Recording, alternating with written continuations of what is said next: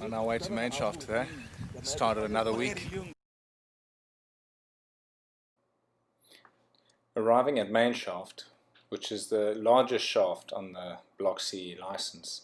It's one of the oldest ones that was started around 2003 and 2004.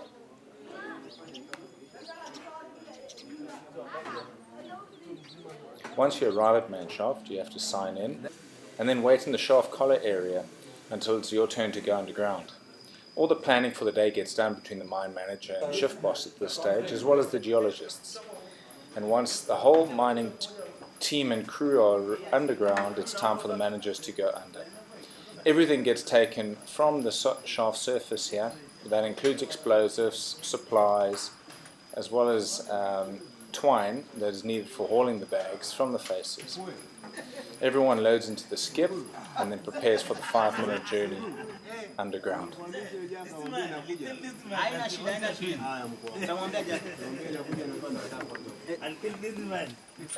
Once everyone is safely inside the skip, the bankman contacts the onsetter, which indicates that everyone is safe and everything is safe to release the skip underground.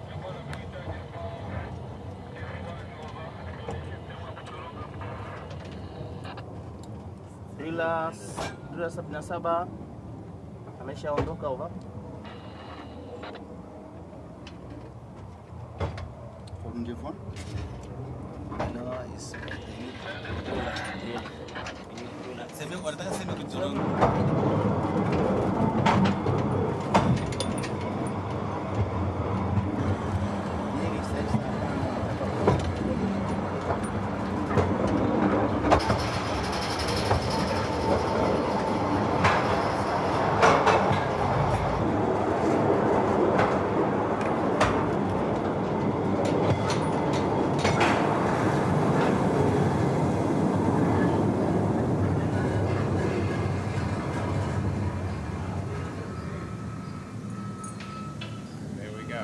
All the way to the bottom.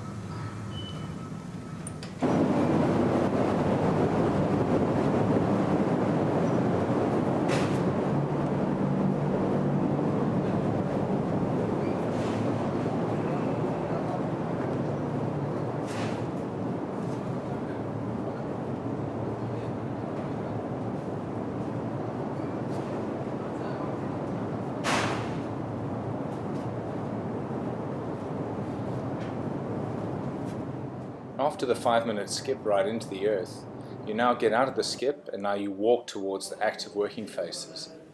This mine per face advances 2 meters a day on a day and night shift, and then with 25 working days a month advance 50 meters a month. So you can imagine the working faces are getting further and further away from the skip, which means that all the material that is being mined, and that includes production as well as waste rock, needs to be transported consistently further and further away from the skip. As you can see from the footage here, you can see how far and how small the guys mine as we mine towards the productive faces.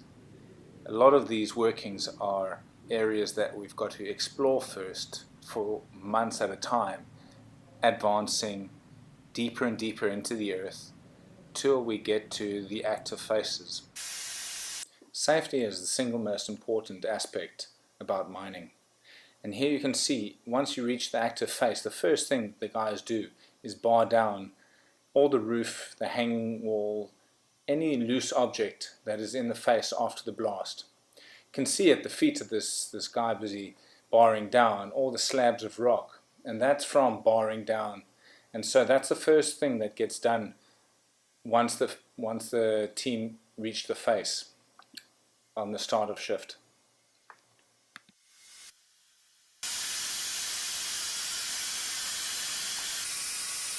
Once the barring down is completed, the geologists and the miners enter the face. What takes place is that they wash the face down and the geologists now have a look at the rock.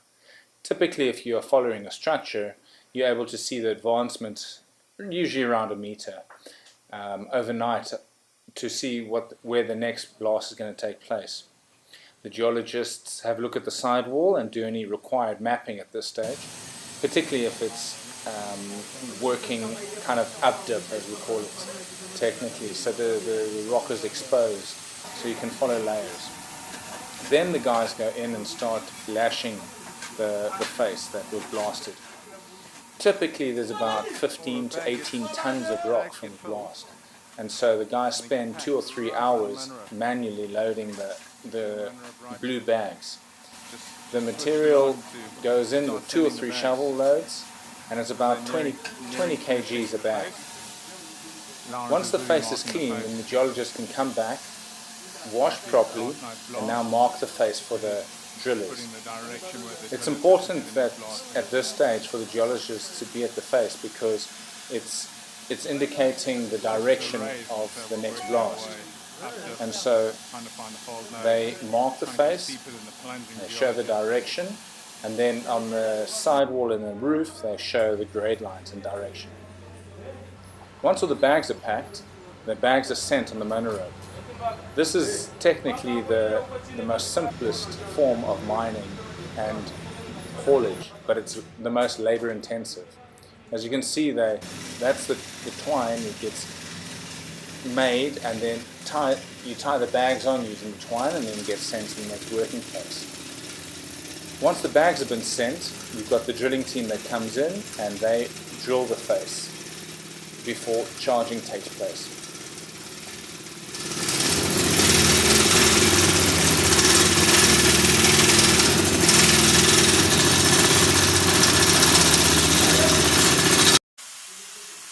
Once the management, that includes the mine manager, the ventilation manager, and the geologists, have checked the respective faces, they have an opportunity to discuss the next day and the coming days' plans and shift work.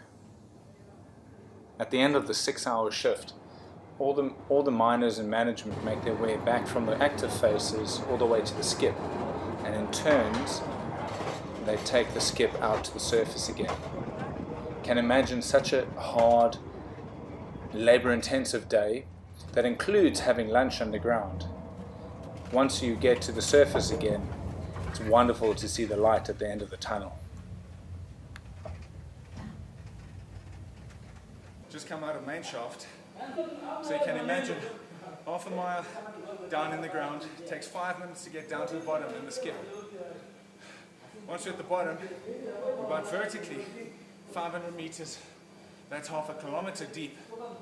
It's a hard-working guys to achieve all the blasting, and this gets done every shift.